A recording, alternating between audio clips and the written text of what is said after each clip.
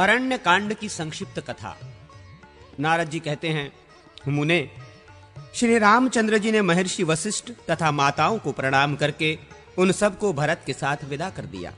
तत्पश्चात महर्षि अत्रि तथा उनकी पत्नी अनुसया को, शरभंग मुनि को, सुतीक्ष्ण को तथा अगत्स जी के भ्राता अग्निजीव मुनि को प्रणाम करते हुए श्री रामचंद्र जी ने अगत्स मुनि के आश्रम पर जा उनके चरणों में मस्तक झुकाया और मुनि की कृपा से दिव्य धनुष एवं दिव्य खड्ग प्राप्त करके वे दंडकारण्य में आए।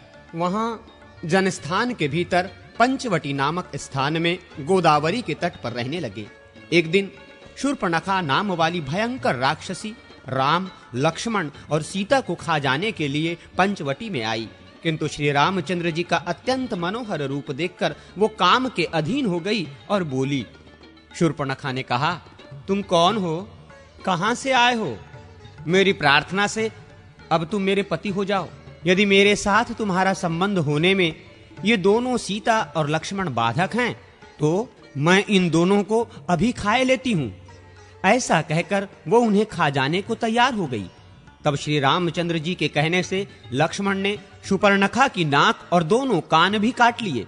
कटे हुए अंगों से रक्त की धारा बहाती हुई शूर्पणखा अपने भाई खर के पास गई और इस प्रकार बोली, खर, मेरी नाक कट गई। इस अपमान के बाद मैं जीवित नहीं रह सकती। अब तो मेरा जीवन तभी रह सकता है जबकि तुम मुझे राम का, उसकी पत्नी सीता का और उनके छोटे भाई लक्ष्मण का गरम गरम रक्त पिलाओ। खर ने उसको बहुत अच्छा कहकर शांत किया और दूषण तथा त्रिशिरा के साथ 14,000 राक्षसों की सेना ले श्री रामचंद्र जी पर चढ़ाई की।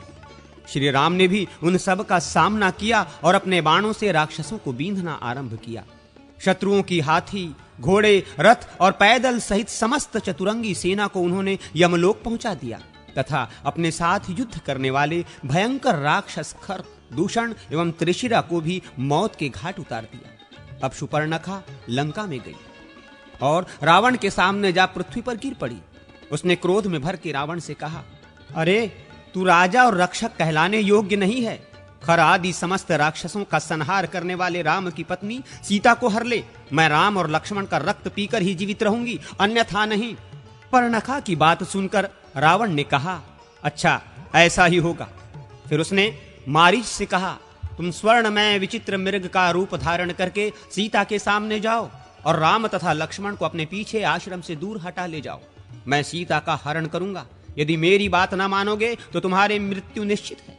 मारीच ने रावण से कहा, रावण, धनुर्धर राम साक्षात मृत्यु हैं। फिर उसने मन ही मन सोचा, यदि नहीं जाऊंगा तो रावण के हाथ से मरना होगा और जाऊंगा तो श्री राम के हाथ से। इस प्रकार यदि मरना अनिवार्य है तो इसके लिए श्री राम ही श्रेष्ठ हैं, रावण नहीं, क्योंकि श्री राम के हाथ से मृत्यु होने पर मेरी मुक्ति हो जाएगी। ऐसा विचार कर वो मृग रूप धारण करके सीता के सामने बारंबार आने जाने लगा।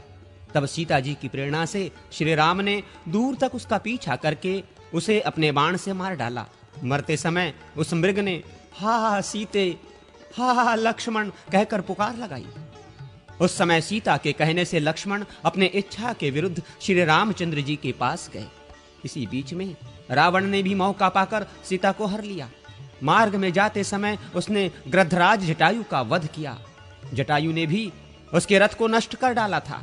रथ न रहने पर रावण ने सीता को कंधे पर बिठा लिया और उन्हें लंका में ले जाकर अशोक वाटिका में रखा। वहां सीता से बोला, तुम मेरी पटरानी बन जाओ। फिर राक्षसियों की ओर देखकर कहा, निशाचरियो, इसकी रखवाली करो।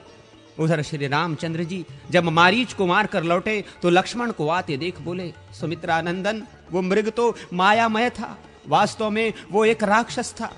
किंतु तुम जो इस समय यहां आ गए, इससे जान पड़ता है निश्चय ही कोई सीता को हर ले गया। श्री रामचंद्र जी आश्रम पर गए, किंतु वहां सीता नहीं दिखाई दी। उस समय वे आर्त होकर शोक और विलाप करने लगे। हा प्रिय जानकी, तू मुझे छोड़कर कहां चली गई? लक्ष्मण ने श्री राम को सांत्वना दी। तब वे वन में घूम घूम कर सीता की खोज करने लगे। इसी समय इनकी जटायु से भेंट हुई।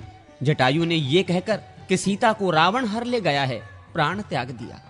तब श्री रघुनाथ जी ने अपने हाथ से जटायु का दाह संस्कार किया। इसके बाद उन्होंने कबंध का वध किया। कबंध से शाप मुक्त होने पर श्री रामचंद्र जी से कहा, आप सुग्रीव से मिलिए। किष्किंधा कांड की संक्षिप्त कथा। नारद जी कहते हैं, श्री रामचंद्र जी पंपा सरोवर पर जाकर सीता के लिए शोक करने लगे। वहां वे शबरी से मिले। फिर हनुमान जी से उनकी भेंट हुई। हनुमान जी उन्हें सुग्रीव के पास ले गए और सुग्रीव के साथ उनके मित्रता कराई। श्री रामचंद्र जी ने सबके देखते देखते ताड़ के 7 वृक्षों को एक ही बाण से बींध डाला और दुदुम्भि नामक दानव के विशाल शरीर को पैर की ठोकर से 10 योजन दूर फेंक दिया।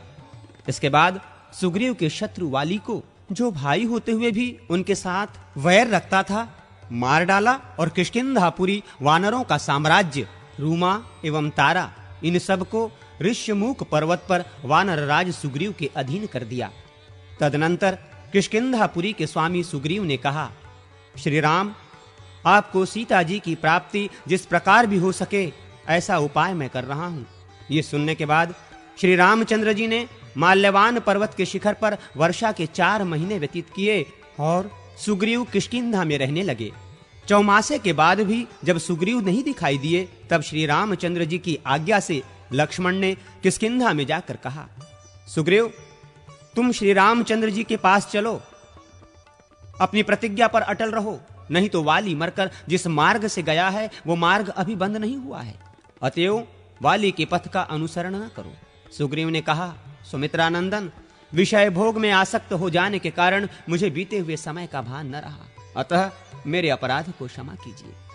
ऐसा कहकर वानरराज सुग्रीव श्री रामचंद्र जी के पास गए और उन्हें नमस्कार करके बोले, भगवन, मैंने सब वानरों को बुला लिया है। अब आपकी इच्छा के अनुसार सीता जी की खोज करने के लिए उन्हें भेजूंगा। वे पूर्वादि दिशाओं में जाकर 1 महीने तक सीता जी की खोज करें।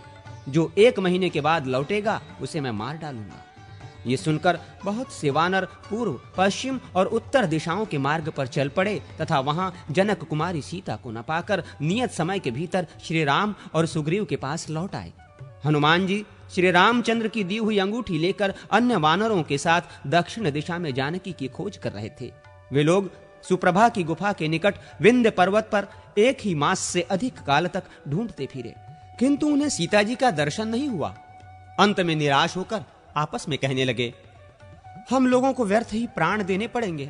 धन्य है वो जटायु जिसने सीता के लिए रावण के द्वारा मारा जाकर युद्ध में प्राण त्याग दिया। उनकी ये बातें संपाति नामक गृध के कानों में पड़ी। वो वानरों के प्राण त्याग की चर्चा से उनके खाने की ताक में लगा था, किंतु जटायु की चर्चा सुनकर रुक गया और बोला, वानरों, जटायु मेरा भाई था। वो मेरे ही साथ सूर्यमंडल की ओर उड़ा चला जा रहा था। मैंने अपनी पांखों की ओट में रखकर सूर्य की प्रखर किरणों के ताप से उसे बचाया, अतः वो तो सकुशल बच गया, किंतु मेरी पांखें जल गई, इसलिए मैं यहीं गिर पड़ा। आज श्री रामचंद्र जी की वार्ता सुनने से फिर मेरे पंख निकल आए। अब मैं जानकी को देखता हूं। वे लंका में अशोक वाटिका के भीतर हैं। लवण समुद्र के द्वीप में त्रिकुट पर्वत पर लंका बसी हुई है। यहां से वहां तक का समुद्र 100 योजन विस्तृत है। ये जानकर सब वानर श्री राम और सुग्रीव के पास जाएं और उन्हें सब समाचार बता दें।